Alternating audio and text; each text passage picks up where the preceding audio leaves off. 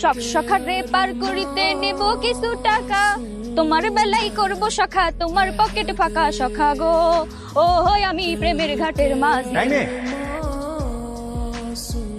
নৌকার মাঝি কোথায়? কেন মাঝিরে দিয়ে আপনার কাম কি? আমি নদী পার হবো, ওপারে যাব। আপনি কেডা, কই যাবেন? আমি রাফসান, খলিল মোল্লার বাড়িতে যাব।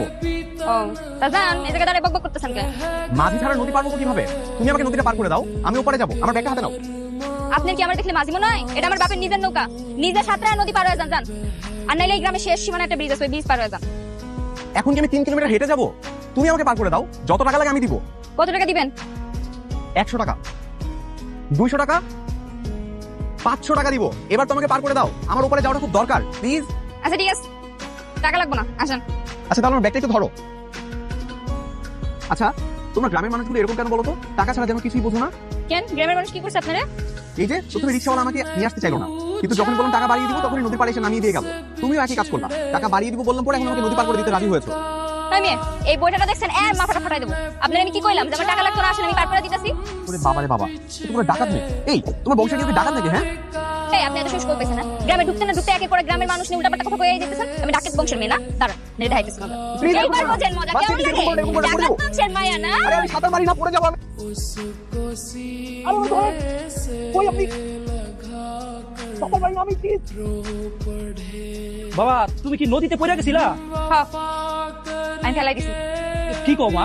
হ্যাঁ তো কি করুম, তোমার শহরের পোলা আমার কই আমি নাকি ডাকাত বংশের মায়া, দিছি নৌকাতে ফেলাই নদীর মধ্যে। তাই বলে তুমি ওরে নৌকাতে ফেলাই দিবা? আরে শহরের মানুষ, সে তো সাঁতার জানে না। তো সাথে জানেন এই জন্য তো বাসায় নিয়ে আইছি, এখন সামলাও। ঠিক আছে মা, তাহলে তুমি বাড়িতে যাও। আর শোনো, তোমার বাপের সাথে কিন্তু তুমি এই বিয়ে যাইবা। ঠিক আছে, তুমি তোমার শহরের পোলা সামলাও, আমি গেলাম। তুমি এখানে কেন এসছো? তুমি এই বাড়িতে কেন এসেছো? আমি এই বাড়িতে কেন এসেছি আপনার কেন করবো? এটা আমার ইচ্ছা। ছেলেটা কেড়ে মায়া, ওই যে তোরে কইছিলাম না নৌকাতে একটা পোলারে ফেলাই দিয়ে নাকানি পানি খাওয়াইছি, ইনি তিনি। কি ভাই কথা সত্য নাকি? তোমার বান্ধবী একটা শয়তান মেয়ে, আর তোমাকে যেন দ্বিতীয়বার এই বাড়িতে আমি না দেখি।